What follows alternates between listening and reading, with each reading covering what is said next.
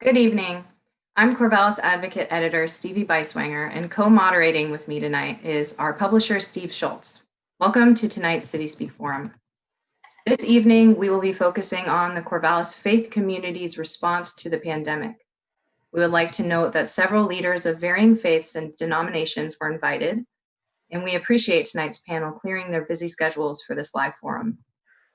City Speak is presented by the Corvallis Advocate, which offers daily news online and, in non-pandemic times, a twice-monthly deep dive print publication, along with live forums and storytelling nights. City Speaks are co-presented by City Club of Corvallis, a volunteer-run nonprofit organization seeking to present a diversity of viewpoints and constructive dialogue. Now I'll hand it over to Steve. Thank you, Stevie. I'm Steve Schultz, publisher of The Advocate and president of City Club of Corvallis. If you want to support forums like these, which we hope that you do, you can subscribe to the Corvallis Advocate. It's a whole $5 a month. We're talking not even 2 cups of coffee. That gets you unlimited web access. There are services and donations that you can subscribe to or do over and above the $5 a month if you are so inclined.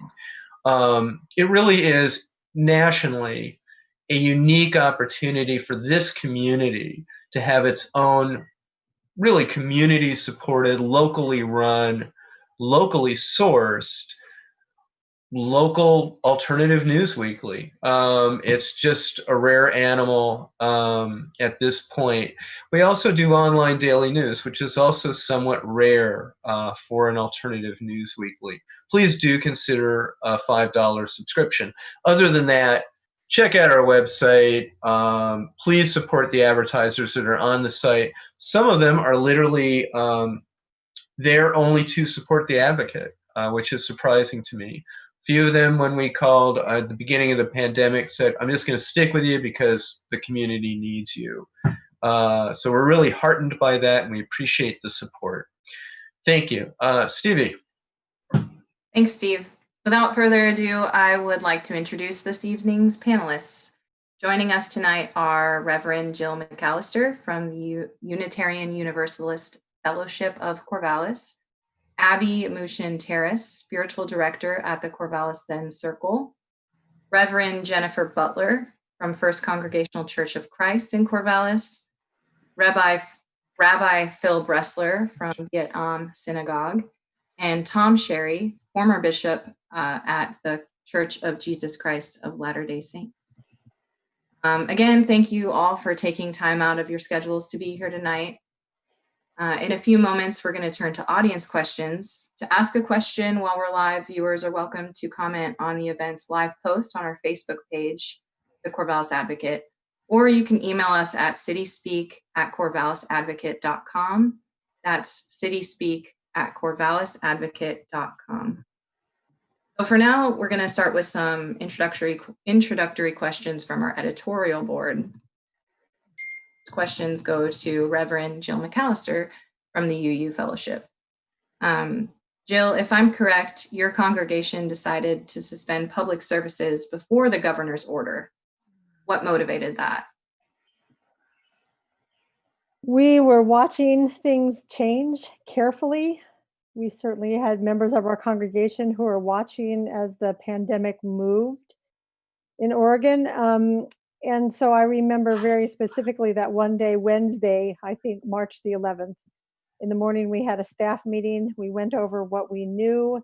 And within 4 hours, things had changed so much that we began writing our notice that we put out in the evening.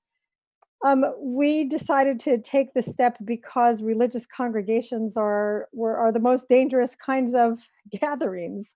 We have a small facility, and on weekends it is filled.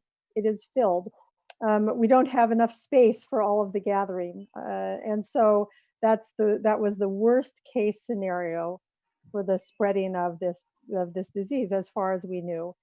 And since our highest priority is the well-being and the safety of the people who come, our members, our friends, everyone who we open our doors to gather in, we had to put the safety of people above any other needs. And that's why we decided to close down.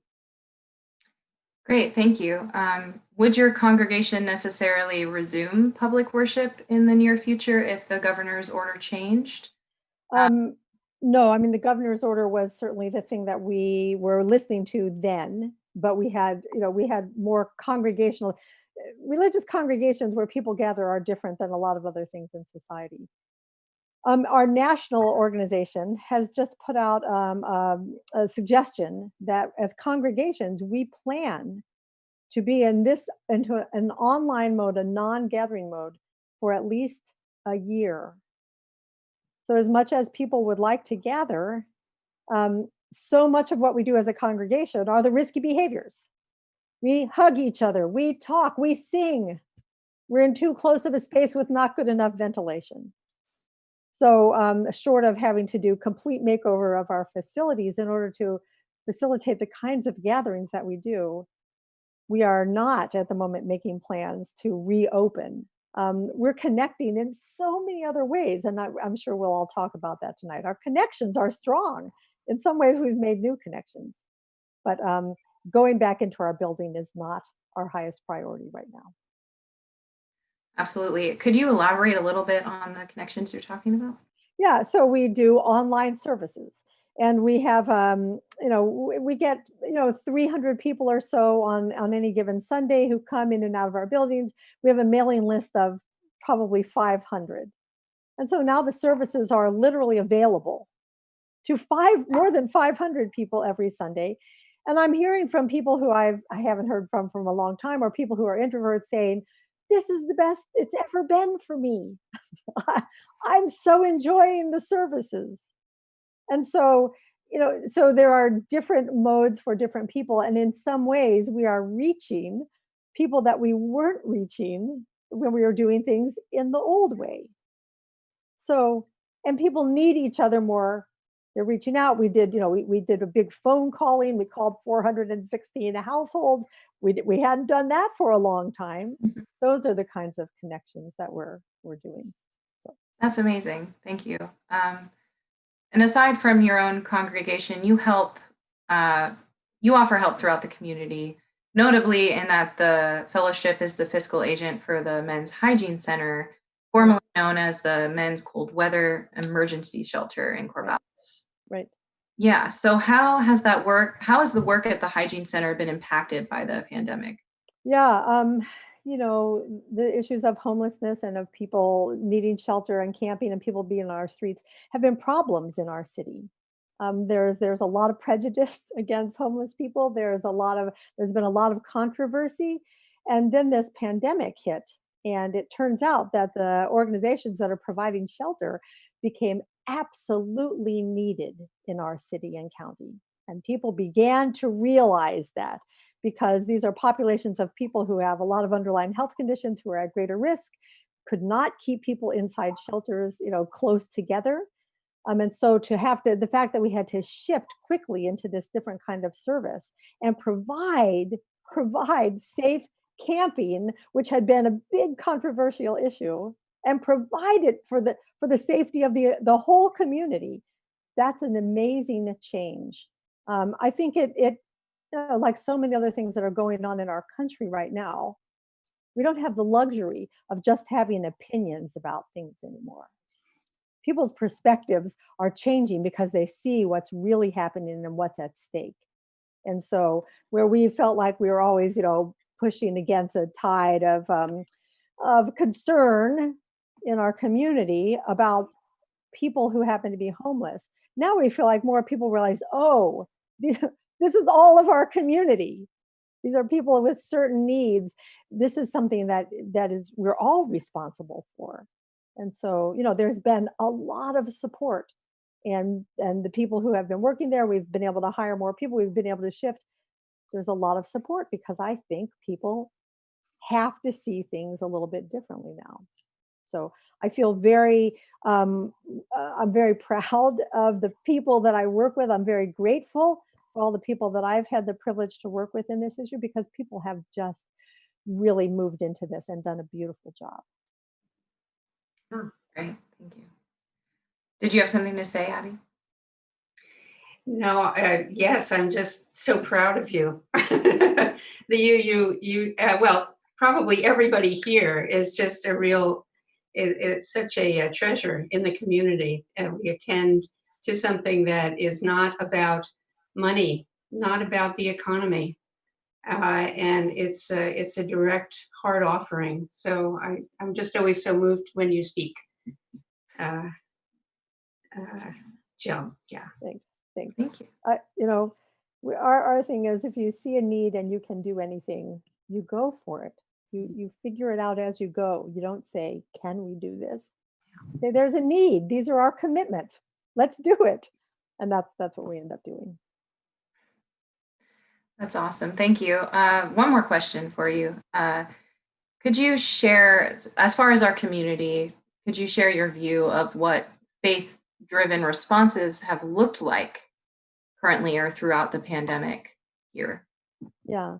Well, I would say that faith-driven responses have as their priority the safety and well-being of people, and people's lives are the most important thing. And the so-called economy. Yes, people need work, but the economy, what we call the economy, is simply all of the relationships between all of the people in order to get the things that we need.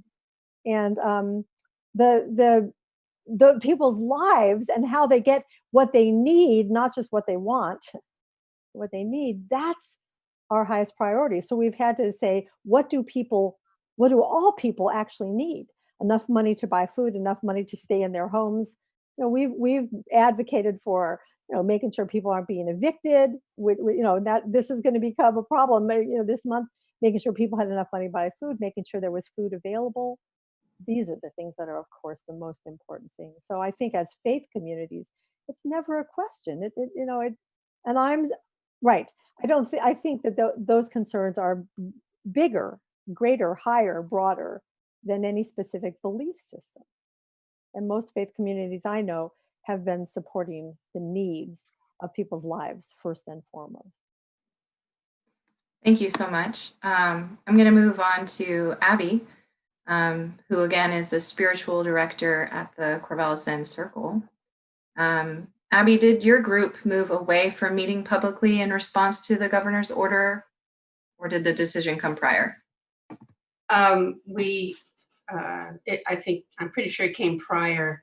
We had a strange coincidence around that, because we've been, as most of you probably have been following, we've been building a center, a dedicated retreat center and meditation center in Corvallis. We actually, when we moved into our center, we're calling it the Sangha Jewel Zen Center. So Corvallis Zen Center is our legal name, but Sangha Jewel Zen Center. And the Sangha is the community, and the jewel is a treasure. So we really wanted to have no confusion about what our central value was there. So we got permission on March 15th from the city. They said, okay, go for it. You've met all of the requirements after a long haul of fundraising and building and all kinds of unexpecteds, which come up and Phil, you're shaking your head. You know all about it. When you're building a building. I sure do. So just as we could open, we closed.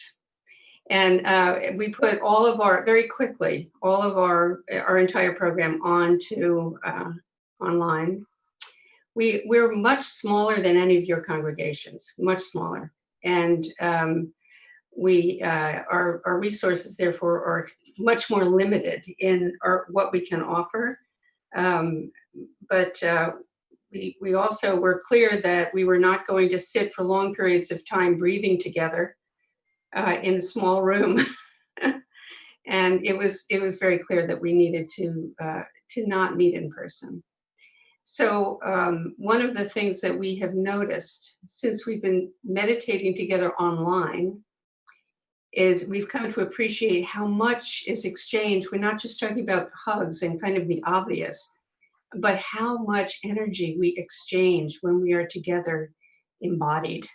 Mm. And so the challenge has been when we have our meetings, and we meet at sometimes 6 times a week, 6 practices a week, how to open up the channel between us and have it be quite a bit more intimate, because the practice of Zen is a practice of intimacy, not in the ordinary way that we say. I mean, we have friendships, but we spend a lot of time in silence together, in presence together, which is something that we usually only do with our intimates. And it comes with the territory. So we certainly had to maintain that in the way that we practice on screen, but we couldn't do it together. We're planning on, I'm starting to think about, and our committee, our program committee is starting to think about, what are some very limited ways that we can practice together during the warm months? And we have a garden that we've been working on. We've been developing our sanctuary garden. So we may be able to have small meetings outside at a distance. It's pretty hard to meditate with a mask on. But we're going to be very careful. We have a lot of members, including me. And most people, when you get past, I don't know, 40, you have some condition or other. So it's really important to care for each other and what we bring out into the community. So that kind of answers my next question, which was, if the ban were lifted and you were able to gather in person, you would do so, but under precaution. Very, very not inside, and very, very carefully, but not right away. We're not following the government's instructions in that way. We're being much more cautious, because I think, as Jill said, our communities are about being closely together. So we want to be particularly careful. It would be awful, as has happened in some churches that went ahead and met closely, to have an outbreak in our community. That would be not what we were after. So yeah, we're going to wait. And it's hard to know how long, but I believe, closing for a year, that's a possibility. We'll have to wait and see what happens. And we're going to learn a lot in the next month or so from the slow opening, what the results are. And so far, it's not looking so good. Actually, the numbers are going up. So, thank you. And one last question, from a Buddhist standpoint, how do you see that your group serves the greater community of Corvallis? Well, individually, many people are involved in the shelter. We have a group called Buddhist Response, which is working on getting out the vote and making sure that everybody who is registered votes. And we also, people are involved in their personal ways. But our mission is to provide a space for people to come for instruction and support developing quiet mind. There really is not, I mean, every church does that, but also we don't have a mission beyond the offering of Buddhist teachings and guidance for people to develop their own practice of contemplating their source and being able to, especially at a time like this, check back, calm down, quiet down, and come to a sense of equanimity and open-heartedness. Let go of fear, let go of reactivity. Because any action that we take when we come from this open-hearted and more relaxed mind is going to be more effective and less from reactivity and more from our wisdom self and our recognition of our interdependence. I see this going forth anyway in a lot of different places. There are some wonderful things happening out of all of this, especially in the last week. there's a lot of open-hearted activism going on, which I'm very pleased to see. So we're kind of we're the refuge, and Buddhism talks a lot about refuge in quiet mind, open heart. And from that, we come forward into the activity of our day with generosity and a wish to be of benefit beyond our own individual. Yeah, that's beautiful. Thank you. I'm going to move to Jennifer Butler, who again is from the First Congregational Church of Christ in Corvallis. Jennifer, your congregation also decided to suspend public services before the governor's order. What motivated that? Just to clarify, we're the United Church of Christ, and I only clarify because Church of Christ is another denomination. So they're very similar in name, but not in theological perspective. So Thank you. Yeah, absolutely. Just very similar to what Jill and Abby have said. We were, I can hear my 6-year-old making monster noises at me out the door. So if you can hear that too, that's what's happening. Yeah, why do you think I'm on mute? Right. We were paying attention and watching what was happening, and really were unwilling to risk continuing to stay open and see what was going to happen. That just felt foolish and not part of our tradition. It wouldn't have been in keeping in integrity. So yeah, Jill's timeline was very similar to ours. About the middle of that week, we just decided it was a good idea to close. Awesome. Thank you. Would your congregation consider reopening if the order were to change?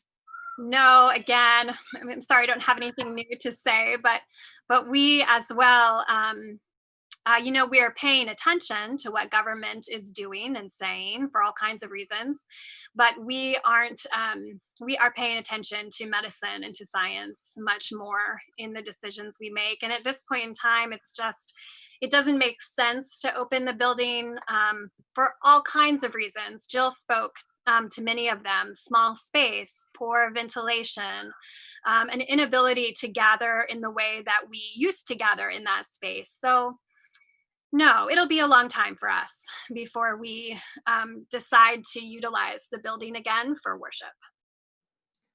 Thank you. Your congregation has also chose a path of community service in offering assistance to the unhoused through Safe Camp. What was your congregation's motivator to take that on, and how has that work changed since the pandemic? Well, our motivation to take that on, that came to us. We didn't exactly go out seeking this particular act of service or this mission. Literally overnight, we ended up with 23 people asking for a safe place to sleep on our property.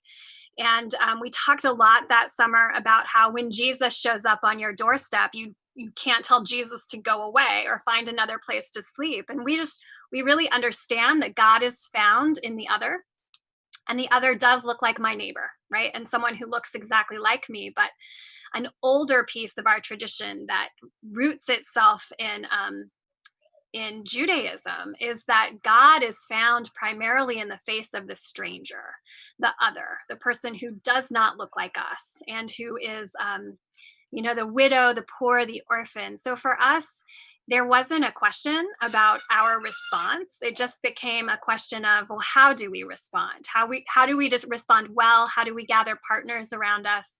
So we do this with integrity and in a partnered way.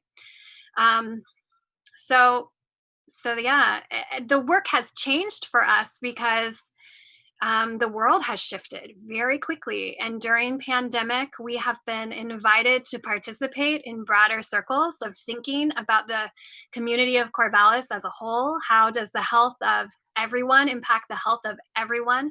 How important is it to have a place to shelter if there is a shelter in place order?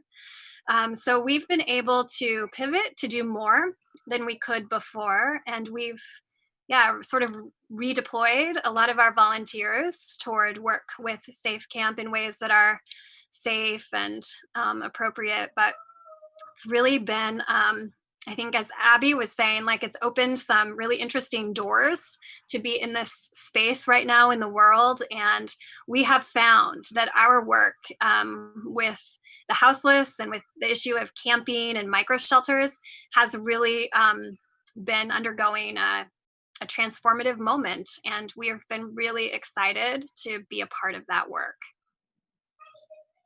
That's amazing. Thank you. I'm going to move to Rabbi Phil Bressler from Beit Synagogue. Phil, did your group move away from meeting publicly in response to the order? Yeah, I think actually March 11th was the date I calculated, which I think the exact same as the UU. It was right after the Jewish holiday of Purim, which was on Monday evening of that week. And we went ahead with that gathering that week, knowing that they might have been a little bit, I don't know, unwise perhaps, or at least, we didn't really know what was, what would come of it. But with lacking any sort of guidance from authorities, we went ahead with our Monday Purim celebration. And that was the week when everything changed every day. I mean, I feel like that's what I remember most is, hours would pass and things would totally shift underneath us. But by the board meeting at Beit on Wednesday, we decided that the best course of action was to just go ahead and stop gathering. And the thinking was really, we're never going to regret closing too soon. We're only going to regret closing too late. So we knew it was going to happen anyway. So we just went ahead and started closing and shifted immediately to online gatherings. Been doing all our services over Zoom since that weekend in March. Awesome. And you probably know what question's coming next. Would you consider reopening if the order changed? And again, no. And I guess for very similar reasons. Our approach is really to lag behind what the rest of the state and county is doing around us.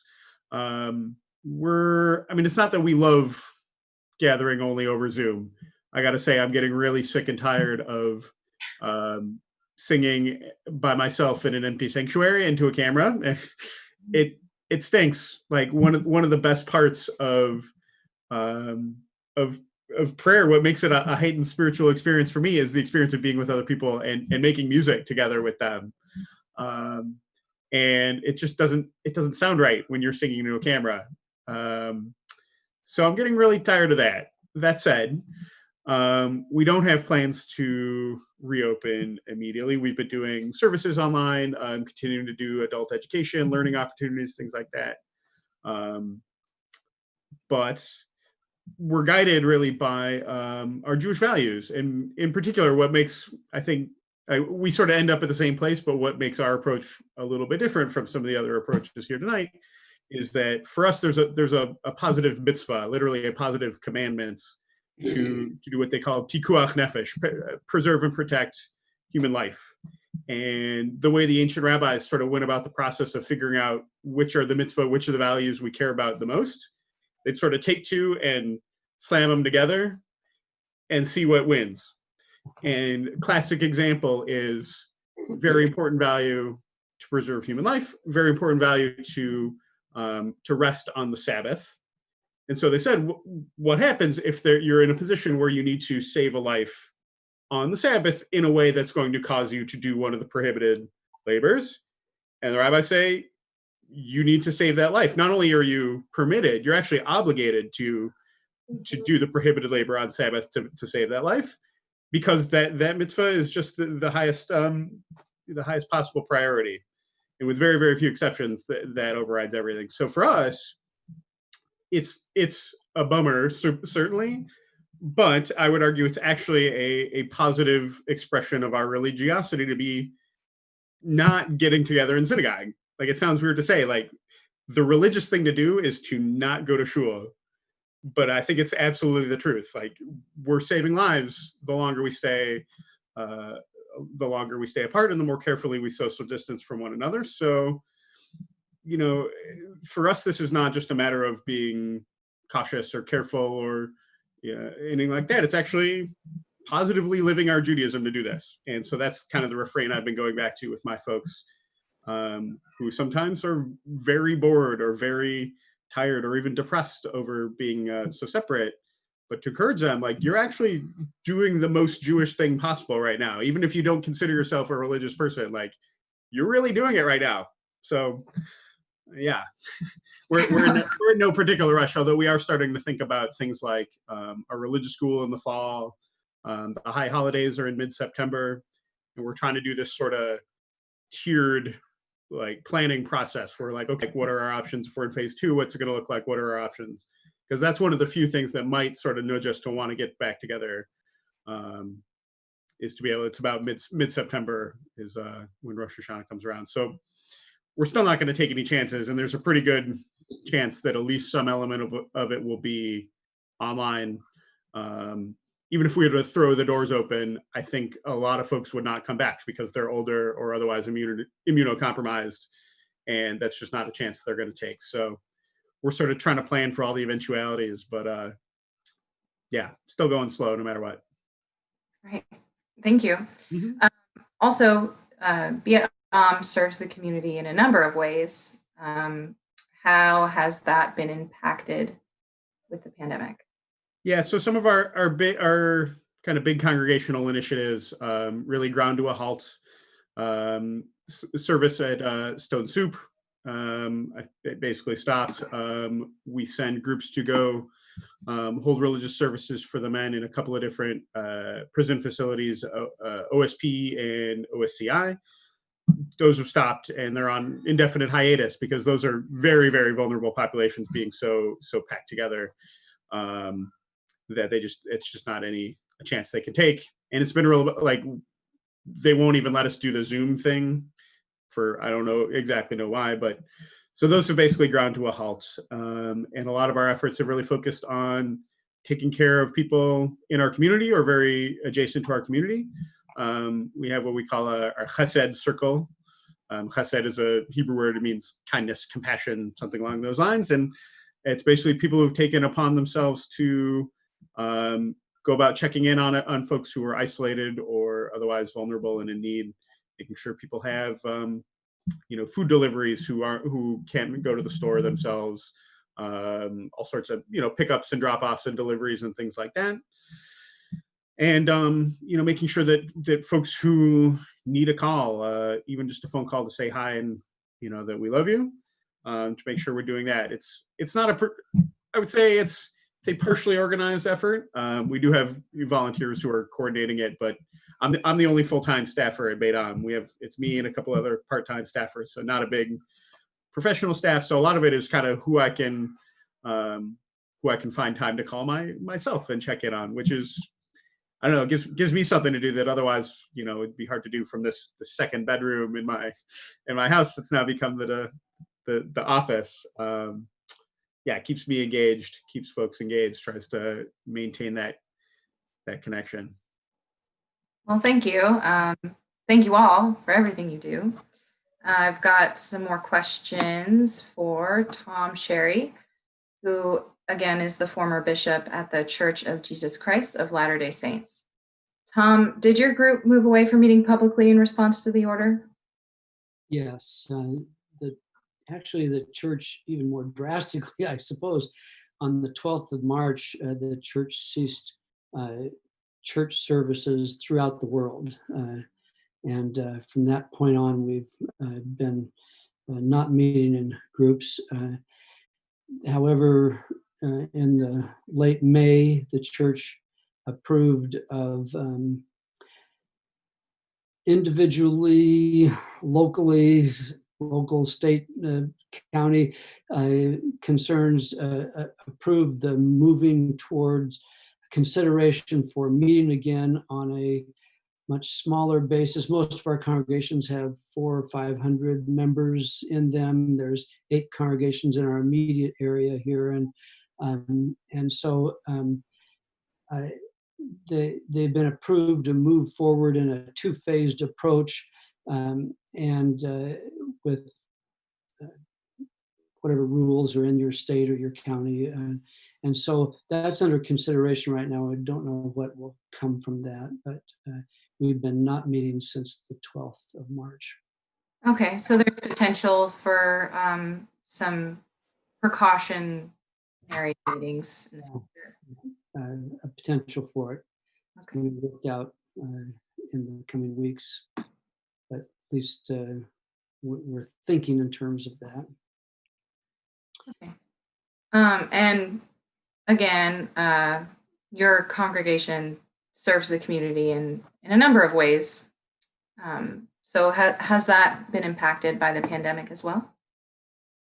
Yeah, I think so many of us, because the ethic is the same, we share many parts of this that look similar, have our own twist to it, but look similar in blessing others.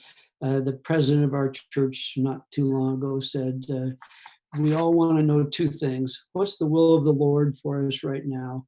And how can we best bless his children throughout the world, our local area and others? And so I'd like to just talk in terms of kind of two levels of that. What has the church done nationally, internationally, and locally versus what do we do on the congregational level?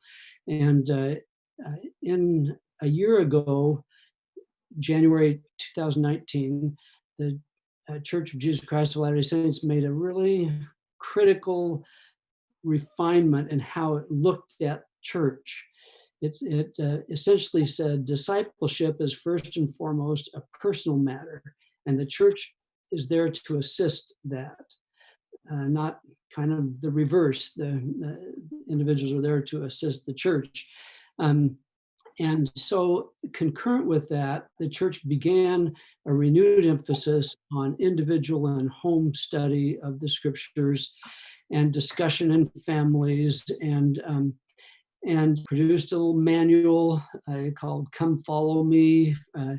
And that manual assists members in studying the scriptures and having important discussions from the children's age, of primary age, on up through adults.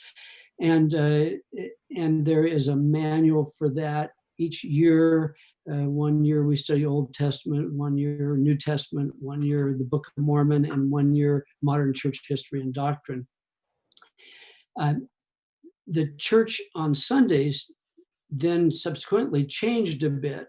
Our Sunday school classes, instead of being teacher-centered, became focused on what were individuals and families discovering and learning during the week in that study. And that became the focus of our discussions. So in a way, we've been kind of practicing for a year and a few months before we stopped having church. And so members kind of felt like the transition wasn't as big as it might have been before that time.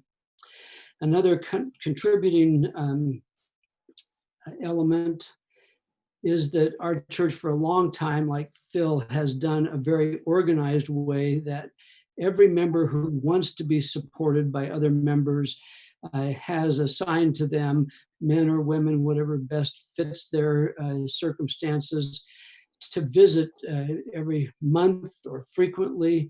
And that has been going on for years in the church. We just call it ministering. Ministers, not ordained ministers, but just people ministering in the gospel of Jesus Christ. And that was already in place and has been for a long time. So those ministers, like I think Jill mentioned early on, immediately we've been in contact with almost all of in our congregation, over 500 members, and those ministers have followed up in a frequent, as often as needed, to how are you doing, how's your temporal circumstances, your job, how the spiritual struggles, how's it going in your family, schooling, those sorts of things. And that kind of intimate one-on-one concern has been a practice for years, but in this case, it became essential. In feeling like we were still connected, we were still concerned, and we had a way to express that. A woman leader of our church recently said this, I really liked it. We love each other. We belong to each other. We are covenanted to bless each other. Typically, that happens face to face and in groups, but not being able to meet together has been a challenge for everyone. This time of isolation is a time where our heart, mind, and strength has led us to engage in imaginative ways to share our spiritual energy and our concern. And then they said that, let's see, being physically distant does not mean we have to be spiritually distant.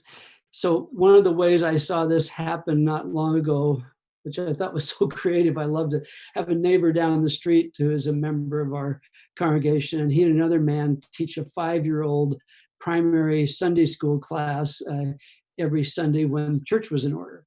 When the pandemic closure came, pretty soon those two men decided, well, those little kids, we can still do something. So every week since this began, they've shown up on the doorstep of each one of the children they have in that class, left them a little remembrance if it's approved by the family.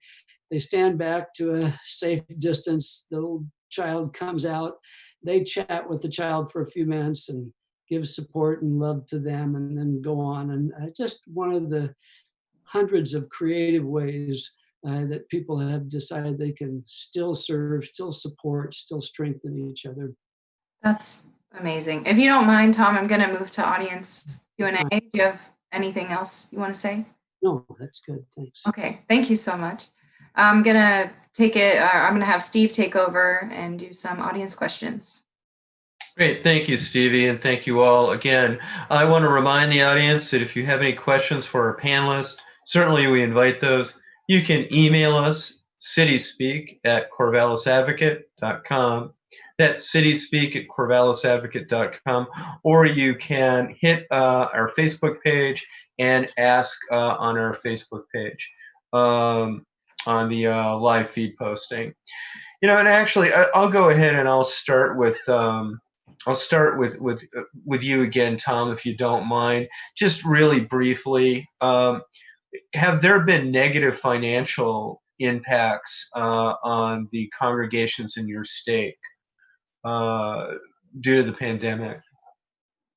Well, I wouldn't be privy to each one of the congregations, but I'm not sure how it could not be, because our members practice a tithing practice of 10% of their income that they donate to the church, and if your income is cut in half or less, then the donations are going to be less. So I'm sure it has. I wouldn't know how to quantify that.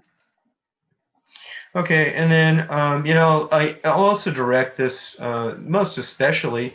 There's 2 congregations here or groups that have started building projects recently, or completed them rather. Certainly Corvallis Zen Circle, and certainly the Synagogue. Phil, Rabbi Bressler, I'm going to go ahead. I'm going to start with you. What have the financial impacts been? Have there been financial impacts? From the congregational perspective, not dramatic ones so far. We own the building outright. We don't have a mortgage. We're not making payments or anything like that, which is amazing. Yeah, it's really an amazing place to be. I got to say, when I was thinking about coming here about 2 years ago, that would have been a big red flag if the congregation was putting themselves into debt to build the building. They were wise enough not to do that, so I'm very grateful. That said, there are ongoing maintenance needs, and basically that's the topic of discussion from a financial perspective: is how do we reasonably account for what we expect to be reductions in how much people are willing to donate. It's all we have sort of dues guidelines, but they're really just they're guidelines. We ask people to contribute what they feel they're able to contribute in proportion to their means and their love and commitment. So we're expecting that to go down, and also expecting maintenance costs and things like that to continue. So is that the norm where a building project is paid for before it's undertaken? I wish I could say absolutely yes, but I think the reality is no. I've known a few congregations who thought that basically, like, if we build it, they will come, and if we renovate our building, I saw this a couple of times in Boston. These sort of historic congregations that had these old buildings that didn't really function the way they wanted them to function anymore, and so they do these big overhauls, sometimes for millions and millions of dollars, and sometimes go into debt to do it, and then but people wouldn't show up. Like, they wouldn't necessarily hire additional staff or figure out ways to increase engagement in a way that was actually going to support that. And that can be a big problem. So I wish I could say, yes, everyone has that kind of foresight, but not so much. Variable. I mean, yeah, I'm just grateful the folks here really did their homework and made good decisions.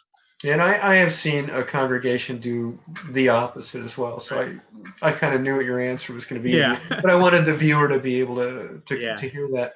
And Abby, you folks have also completed what you've completed. What are the financial impacts been for Zen Circle? Yeah. Well, we knew going into this, we did not want to incur any debt, but as we got further into it, we recognized that we would not be able to get this done in a timely manner unless we did. So we engaged members. We borrowed from members, and so we're not under the gun, and we didn't borrow heavily. We also were very successful in our fundraising. So we had a cushion that we put together before we went forward, and we have maintained a cushion that will see us through a year if nothing came in at all. But so far, everybody has been true to their pledges, and we haven't seen a decrease in what we've been receiving from our membership and from the capital campaign pledges. The one place that we have a decrease is in what we call Dana, which is the daily and weekly offerings in the Dana Bowl when people come and attend service. And so we're looking into, that's why we are kind of reintroducing short workshops that we'll be asking people to make donations for, in addition to our usual practice. But we're in pretty good shape. Always people really value their spiritual practice, and I think it is a priority for anybody who can squeeze a little bit out of their turnip to continue their commitments to the Zen Center. So we're doing all right, and hopefully we will continue to meet the needs, and our members will manage their circumstances successfully. But it remains to be seen. This is very uncertain how it's going to go. It's uncharted water for everyone. Yeah. Yep. So yeah, it really is. Reverend Butler, what about at your congregation? Has there been a fiscal impact? Not so far. We've been holding steady, and as Abby and Tom and Phil have all said, no one can anticipate what the future will hold. So we don't know for how long. We have had an impact that isn't yet hurting us, but we do a part of our operating budget comes from building rental. We draw income from our building. We really try to balance out how much of that building that we just have offered to the community for free, but we do have quite a bit of building income that supports our operating budget, and we've purposefully been moving to increase that a bit as the trends of tithing in Protestant churches are on the decline in America. So to be in a position now where we cannot use our building in the way that we had hoped to increase a part of our income does hold some uncertainty for us. Thank you. And then Reverend McAllister.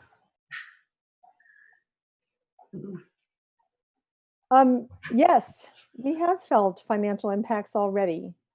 Almost immediately, several people who were self-employed, their businesses stopped. And they wrote to say, I cannot fulfill my pledge this year. And so we expected it. We expected something to change. So I'd say we had probably a 15% drop in our income that fast. And like Jen said, and our building use went down to nothing. So we will have to shift what we did. Obviously, our building costs are changing. The rate at which our teams are able to spend money has changed. So it's going to be different for us, and we will just do the best we can. That's always been my thing. No matter how much you have, you always want more, and we generally find a way to do what we need to do with what we have. And so we're going to keep moving forward. We're in the still the early phase of a building project. We haven't broken ground. We were still raising money. And of course, this is going to make a big difference. And I know that some people are going to say, given the way the world is, should we even think of doing this? And I think about that a lot. And right now, I think we must go forward. We will have to build our way into the new world that we're already in. And part of that change was that we have buildings that are quite old. The majority of these buildings were barracks at Adair City in the 1940s. They were army barracks. They've been patched and put together in so many ways. They are not energy efficient by any stretch of the imagination. And so we already were in the crisis of the earth, which is not changing. I mean, maybe, as some people have said, the earth has had a chance to breathe a little bit while we slowed down and stopped driving so much. But this is a project to upgrade our facilities, because these are community facilities. We serve our neighborhood. We serve the community. People want to come and use our spaces. If there's I hope it doesn't happen now, the big earthquake, these kinds of buildings are necessary. And so I think we're going to have to be bold and figure out a way to keep moving forward so that we can build something that's much more energy efficient, so that we can keep serving the needs not only of the people who come, but certainly the people who come, but the communities we serve as well. So we're going to be, it's going to take a lot of courage. And I don't think there's any other way to go. We could all hunker down and hope that the pandemic just passes over us and then think we could get up and do things the same. Well, that world is already gone. And we can't hunker down. The needs are as huge. We must have congregations and community places that are welcoming to all people, no matter what their race, skin color, anything like that. We have to have places like that in our community. We see that. It's going to be up to the people, the communities, to build sane, safe, humane society for us to live in. We're going to have to be courageous, and we're going to have to build our way out of it. So we are impacted. Let's just say, yes, we are impacted, and we will continue to be impacted. Yeah, I appreciate the answer. Good points. Well taken. We do have a viewer that asked, and this probably only needs a short response from everybody. If you have a response, their thought is that folks could have outdoor services. What does that look like for your congregation? Is it under discussion? Is this sensible? Do you feel? I'm going to go ahead. I'm going to start with Tom Sherry. I think all the formats are being explored. I don't know if we'll move that way or not. Most of well, I don't know. I don't think I would say beyond that. We're too early in the exploration. Okay, and then Abby. Well, in very small measure, but not right away. I think that we want to be really careful about what our true situation is and what we come to learn about the modes of transmission of the disease, and it's not entirely clear yet. So we'll wait and see. And also, it's weather dependent, and we have a season now. Maybe we have 3 or 4 months where it's a possibility, but these 3 or 4 months seem a little early to open up in-person practices. So unsure. Reverend McAllister. Oh, yes, there are people who just want so badly to do it. And we had a discussion where people began to describe the ways that we would mark out the space, and it became like a big art project, and we could do it. And some people really want to gather, really do. And it's just not simple. It's not simple. I noticed that on one of the patios of the church, someone has set up a circle with chairs 6 feet apart. And I wonder if someone has already been trying to meet, even though we haven't sanctioned that. But if only one person ended up getting sick, because we're a welcoming community, we don't just say, oh, only if you're a part of this community and we know you and we know you're not sick, you're allowed to come. We can't do that. That's not who we are. So if we open up and say we're going to have an outdoor event, anyone can come. And if only one person gets sick, it will not have been worth it to meet our needs for seeing each other. I mean, we can visit. We can do the porch visits like Tom said. People are already doing that. And if any one person got sick and died, of course it wouldn't be worth us to say that, oh, we just couldn't stand it. We had to get together. So Then I'll move to Reverend Butler. Yeah. Outdoor services, yeah. No. We don't know enough. We're not ready to do that. I understand that people are getting antsy, and I get that. And at the same time, this is what it's supposed to feel like to be trying to do our job to flatten the curve, right? Or whatever it is that we're saying now. We're supposed to feel antsy and a little bit grumpy about what are we doing this for? That means that we're doing what we're supposed to be doing. I try to remind people that the concept of gathering in a church together, in a building together, and worship and to do ministry, that's an invention that didn't come from our sacred texts. You know, in the Gospels, Jesus was not putting people together in a building to be church together. Church is people, not a building. We do not have to be gathered, all of our 150 selves, to be in worship and doing ministry together. So I actually think this is a really important evolution that the church is going through, and can learn a lot about ourselves and how to. There's a church historian who said the church undergoes a rummage sale every 500 years, where we put out all of our stuff, and it gets rearranged, and we sell things off, and we different things rise to the top, and different things just fall away, and we're overdue. Our last rummage sale was the Protestant Reformation. So we're about time to really, really reconsider what this thing is, what it looks like, especially in my world, in the Protestant church. And I think this season is giving us some movement in that direction. And I think there's a lot to be excited about. That doesn't mean that I'm happy about pandemic. Would never wish this, not a happy thing, but I think we can be creative and resilient during it. Thank you. And then Rabbi Bressler. Yeah, generally no, but also a little bit yes. Interestingly, what complicates things for us is because Beit is a pluralistic Jewish community, we have folks from a variety of different Jewish backgrounds who have different religious expressions. And for some Jews, that means they don't use technology on Shabbat, on the Sabbath. So there's been this phenomenon where I think someone else noted too, folks who normally have very little access to services, who don't come either because of distance or immobility or social anxiety or these kind of things, are showing up in the online services and loving it. And there's other folks who have been stalwarts forever who come to nothing because they don't want to use their computer on Shabbat for religious reasons, which is very understandable. So we're not rushing back.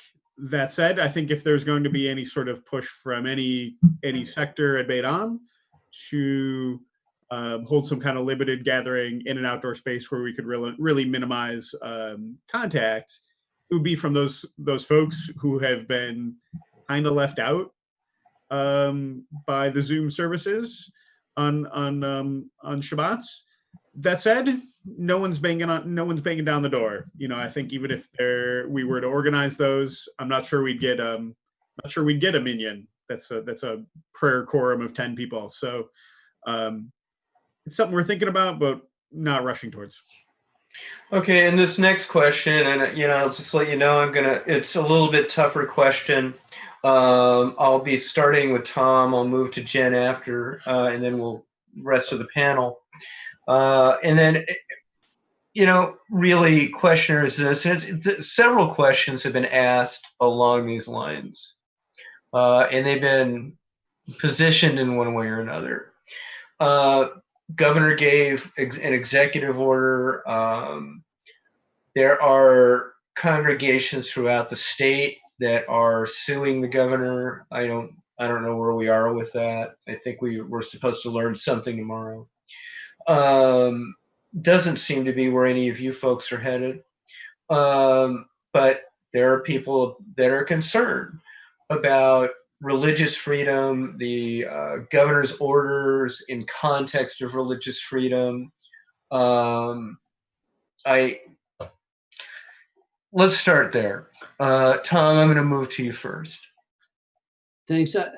There will be no effort by our church to counter what government, science, and health officials recommend. So that won't be an issue. And I think, like others have mentioned, there's a lot of expression of spirituality that outside of church gatherings. We do love to get together. We wish we could be together, but we're finding lots of avenues to grow outside of that, and we wouldn't try to either formally challenge the government or go contrary to what is the accepted rule in our state and local governments. Right, and then from your viewpoint, what do you think motivates the churches that are in fact motivated to want to meet regardless, and in fact are suing? But do you have any sense of what's motivating that? Probably not authoritatively. I wouldn't. I assume it's their zeal, their sense of dedication to their religious view and practice, and they're trying to preserve that, and they think that that outweighs the general social organization. So, okay, thank you, Tom. And then I'll move over to Reverend Butler. Jennifer. Can you repeat the first part of the question, Steve? So, yeah, there's been a comment that in context of the governor's executive order about public gatherings as a religious freedom issue, that there are viewers that have expressed in one way or another concerns about the ramification as to freedom of religion. And I guess I'm looking for your viewpoint about that, and I think the audience would like to know. And then two, is your church going to be involved in any kind of action like that you would anticipate? And what motivates this, right? Well, I agree with Tom. I mean, I have a comment, but I also want to be really careful not to denigrate the desire of religious communities to gather and practice the way that they feel led and moved to gather and practice. Church doesn't answer to government. That's a misunderstanding or a particular marriage of church and state that doesn't sit well with me. I think the government is often wrong throughout history, has often been wrong, and it has always been the job of people of faith, of all sorts of different textures and flavors to push back and to speak into moral imagination in the world. I think that sometimes we confuse liberty, our personal freedoms, with, for me, the deep tethering that my tradition has to the well-being of others. My freedom, my liberty, my well-being is tethered to the well-being of the entire community, to creation, and to specifically those who are suffering the most. Which means that similar to the mitzvah that the rabbi was describing. If there is one principle that overrides our decisions, it is the principle of caring for the other. And so my personal liberties and the freedom I may feel as though I'm entitled to don't get to run rampant in the world, because I have to be tethered to the others that I am in community with. And for me, for my congregation, that looks like at this moment in time, following the advice, I'm going to say specifically from the medical and scientific communities about how we can be healthy and take good care of one another during pandemic. Thank you. And Rabbi Bressler. Yeah. Yeah. So kind of really the same Yeah. questions. This is a really interesting question from a Jewish perspective. So I've been trying to jot notes to myself here. So on one level, I'm empathetic with a religious group that feels like they're being imposed on by government, because that's something from the Jewish historical experience that Jews have dealt with. We've had our freedom to express our religion severely limited, over the last 2,000 years in the various countries where Jews have lived. And, America has really been the exception to that rather than the rule from a big perspective. So on one level, I'm empathetic. And at the same time, though, there's another Jewish principle. This one's expressed in Aramaic this time. It's Dina de Malchuta Dina, which translates the law of the king is the law, which basically means when what our religious obligations might tell us we might need to do, when that comes up against the law of the land, wherever it is we are, the law of the land is the law. And so you're not allowed to violate that. So from a Jewish perspective, even if we did feel like we were being impinged on, we have these competing values at work here. And I was trying to think if I could speak at all to your question of what do I think motivates that, the impulse to want to defy government and gather. And the best I can figure is I think there's a concept of freedom that some Americans hold, and the way they understand their freedom as Americans is the freedom to do whatever they want at any point. And just the idea of being told what to do by anybody is they understand to be antithetical to freedom. But that's not how Jews understand freedom. We think a lot about what freedom means, especially around the holiday of Passover, where we commemorate the Exodus from Egypt, which was a struggle and a liberation from slavery to freedom. So, we've thought a lot about what does it mean to be free, especially in light of the fact that we went from serving Egyptians in Egypt to taking on this whole set of mitzvot, this whole set of obligatory commandments at Mount Sinai. Did we just exchange, one kind of slavery for another? And, the way Jews have chosen to understand that is that real freedom basically means serving no one but God. And that we have only one master, and that's God. And what our God obligates us to do is be mutually responsible for one another. That's part of the service of God, is to serve other people. The mitzvot that we've been talking about come in two categories. There's interpersonal mitzvot and there's ritual mitzvot, ones that are between human beings and ones that are between a person and God. And they're all part of the covenant. The way we treat other people is a reflection of how we relate to God. So that concept of freedom, of I can just do whatever I want at all times, doesn't make any sense to Jews. That's not how we understand freedom. For us, it's about being free to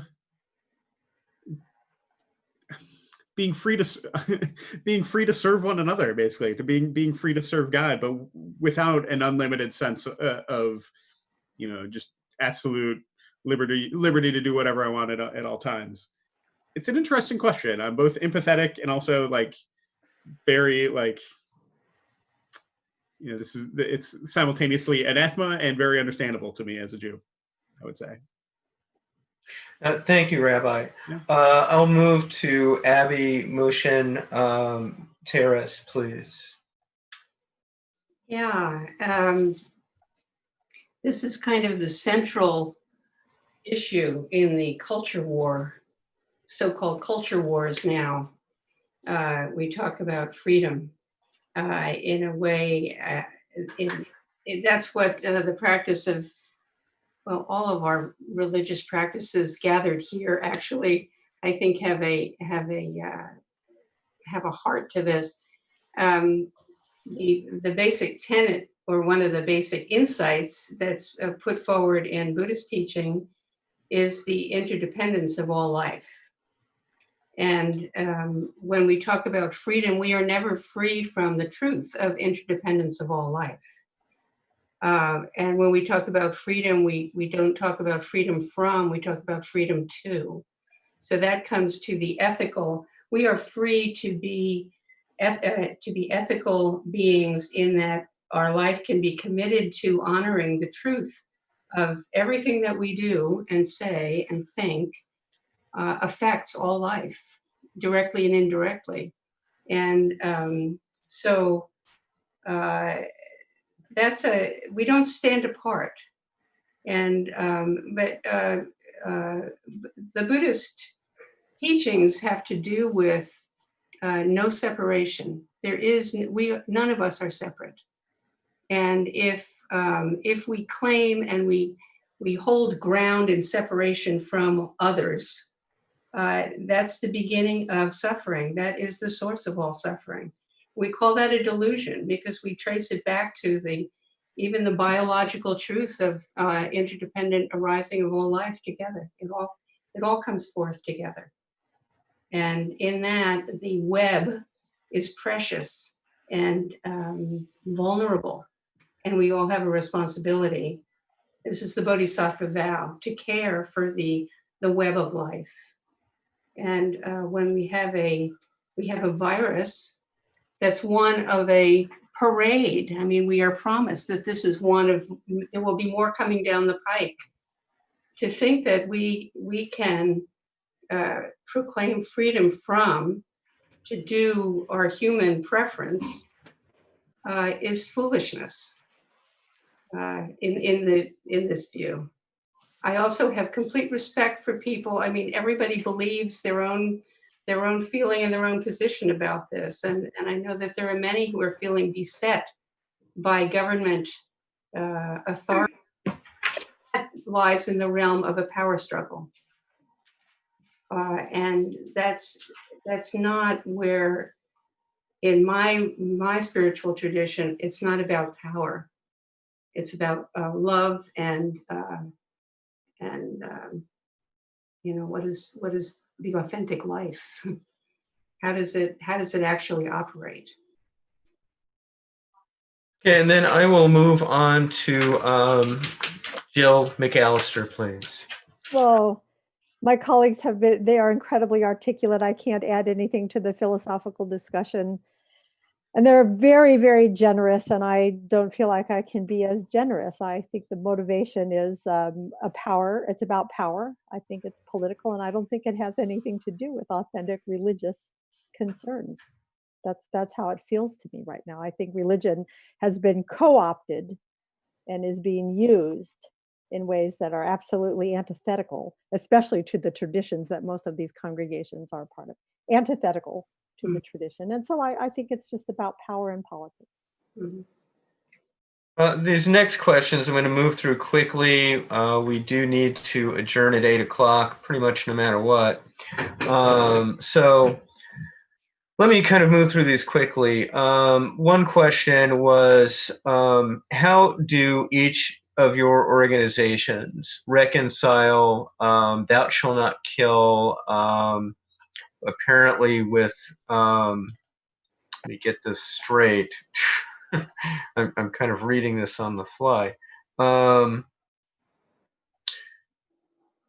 Yeah, so how do you reconcile don't know if I am even wanting to read this. Yeah. Yeah. I think the real question comes down to this. In a time where we are at wars, and I'm not sure that this really has to do with pandemic, but so elective if you want to answer. In a time of wars, how do you as an organization reconcile yourself to the commandment, thou shalt not kill? And, I'll start with you again, Jill, if you would like to answer that one. Yeah, it's hard to know what the context of that question really is. I'm struggling we with kill it. to eat. We kill something to eat.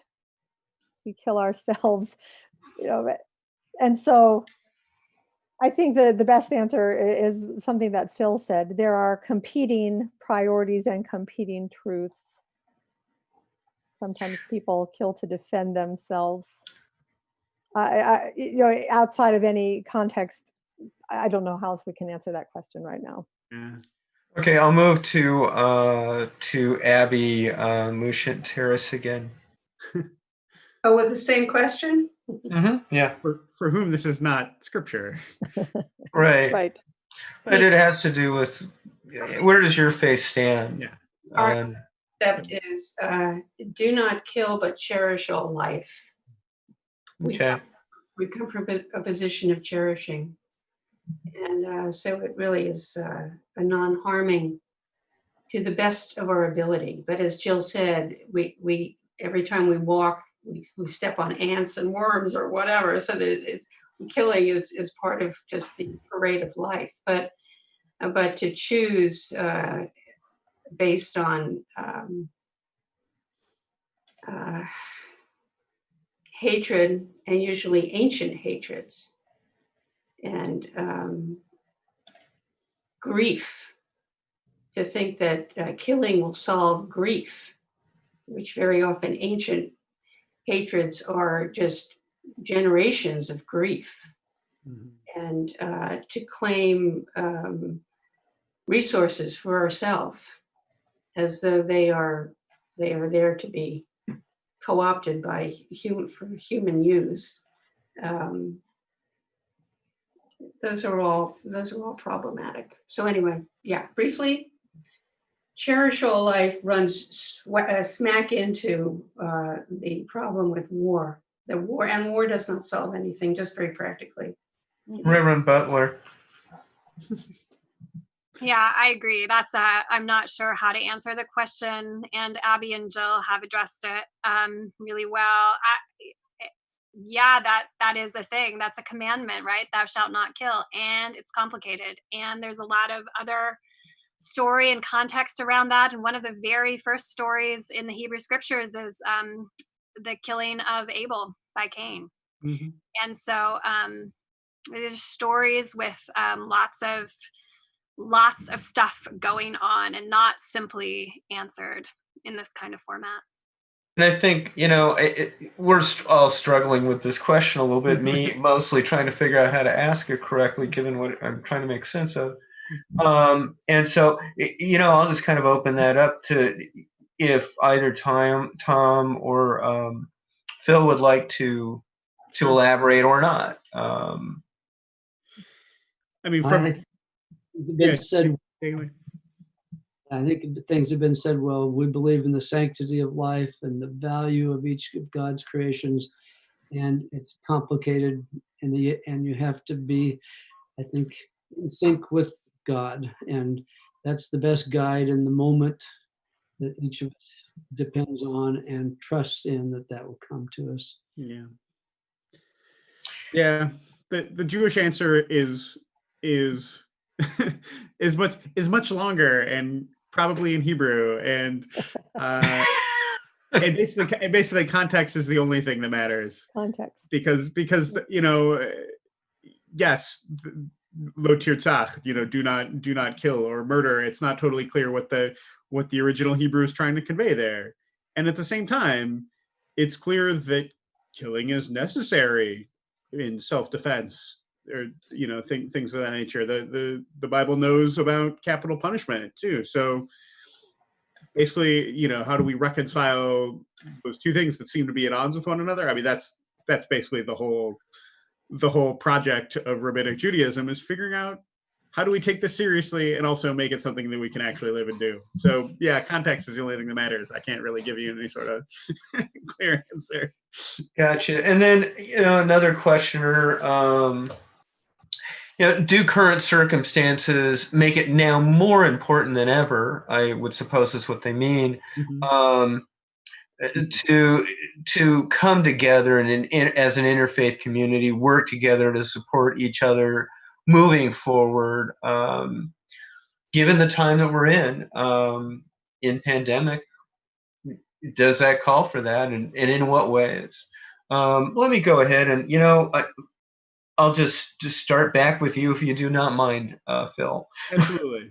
Yeah, actually, I was just teaching about this this past week on the holiday of Shavuot. We did kind of a cool thing. The Oregon Board of Rabbis, we all sort of realized, since we were going to be doing our teaching for the holiday online anyway, let's just bring it all together in one big thing. So we had a whole Oregon-wide, what they call Tikkun Leil Shavuot. There's a tradition of staying up all night studying Torah on Shavuot. And the reality is we didn't stay up all night, but we did do a bunch of learning all together with Jews across Oregon. It was amazing. But this was a topic of my session, which was there's a famous quotation in the Talmud where a non-Jew comes to Rabbi Hillel and asks, to be taught the whole Torah while standing 1 foot. And Rabbi Hillel says, "What is hateful to you, do not do to your fellow."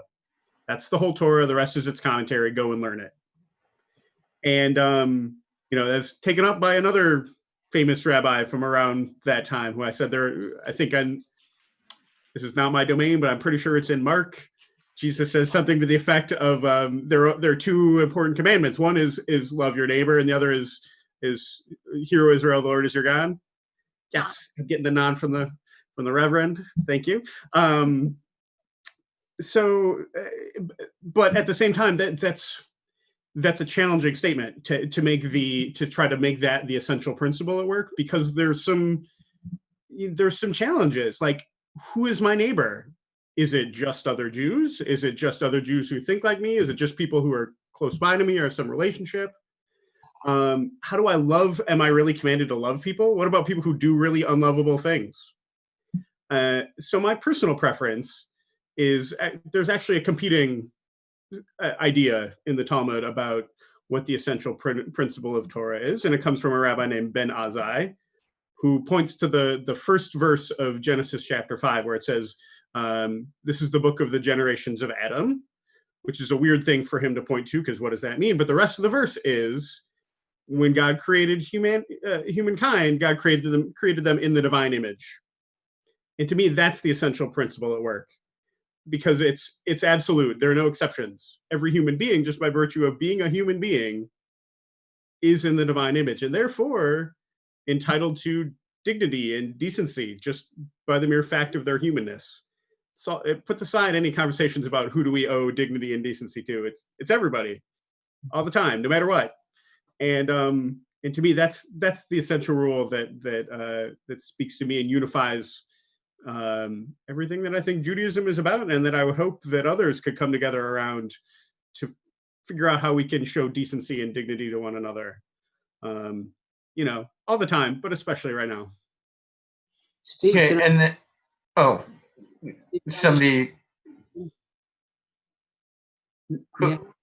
May I speak for a minute? Yeah, sure, please. I just think, to the last couple of questions, you just look at this group that's here and think about what all these congregations are doing. It's really phenomenal. I've been in Corvallis, my wife and I and children, for 33 or 34 years. We've been involved in lots of community things. The amount of good done by religious, philanthropic organizations is just astounding. And if you want to say, what do we stand for, all of us, just look at what each one of these congregations are doing.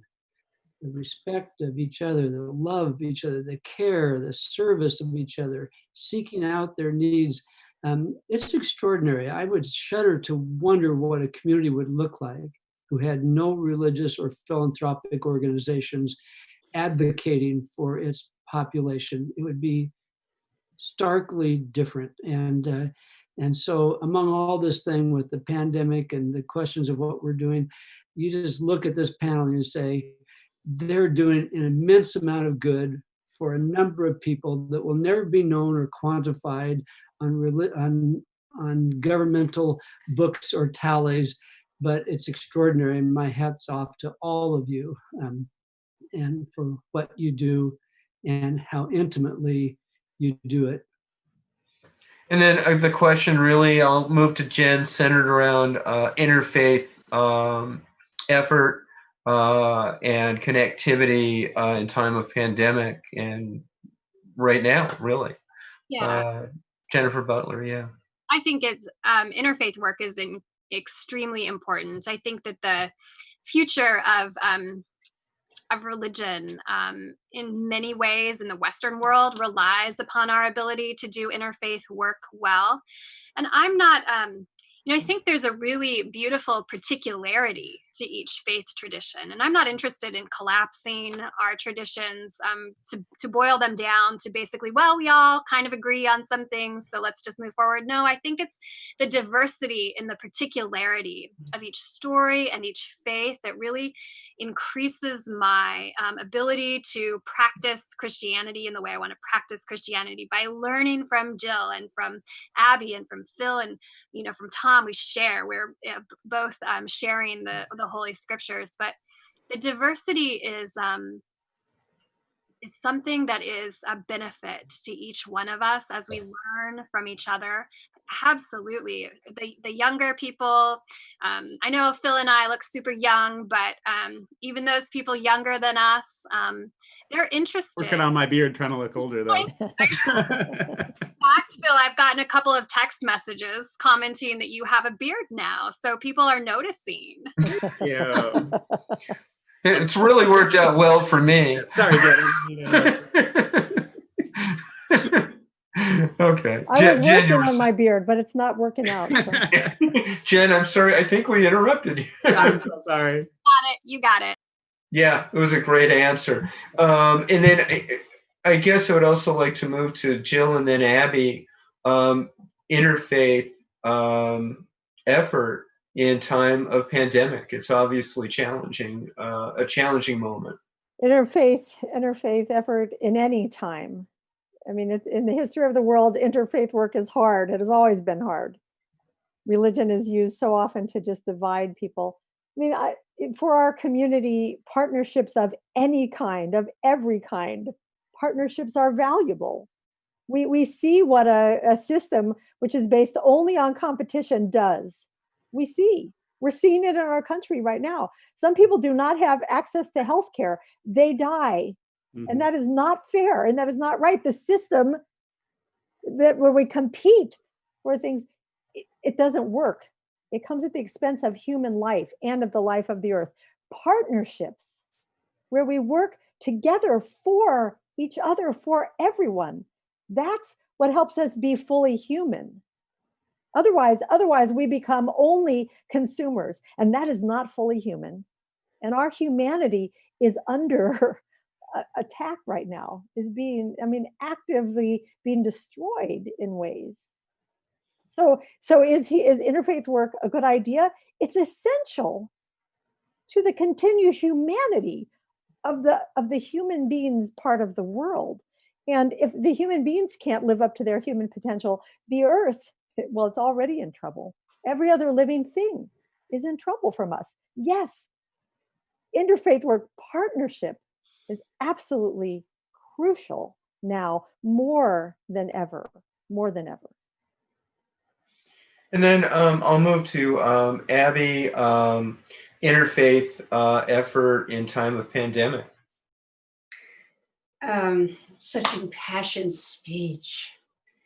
I want to keep following along on that because, Jan, you were talking about the particularities and how wonderful that interfaith is not about becoming just one big mishmash and soup of inarticulated life, but but running through, so there are the particularities, and then there is that which runs through all of the particularities, because as each of you speak, I recognize myself in your faith.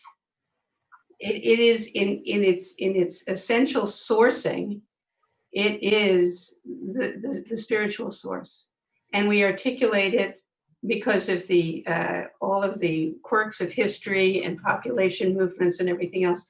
We articulate it. We use different languages, but the source is already completely integrated into the fiber of life. So interfaith work is just recognizing the true community that we are all part of. Really appreciate the answers. I'll ask if you all have maybe just a 15, 30-second something you want to convey to people at this time for them. They could be going through a tough moment. They're isolated. Work is difficult. They could be facing economic difficulty. They've lost connections. You're not being encouraged to be in groups of people, and for some of us that's essential. Just anything that you might want to convey to audience in terms of hopefulness, but really just very brief because we're already running behind. I'll start with you, Jennifer Butler. I would just encourage people to consider that one of the beautiful things about any kind of faith organization, a community, is that we do support each other. We are there for one another, and we're family in times like this. This is part of the reason we exist. And now you don't even have to come into our buildings to check us out. You can just find any one of us online and drop into a service, find some community, some hope, and some grace, just a little bit to get through the day. Because you're right, Steve, it's hard. It's really rough right now. And then let me go ahead and I'll move over to you, Abby, if you'd like. I just encourage people to also shift to, if you're thinking isolation, you'll find it.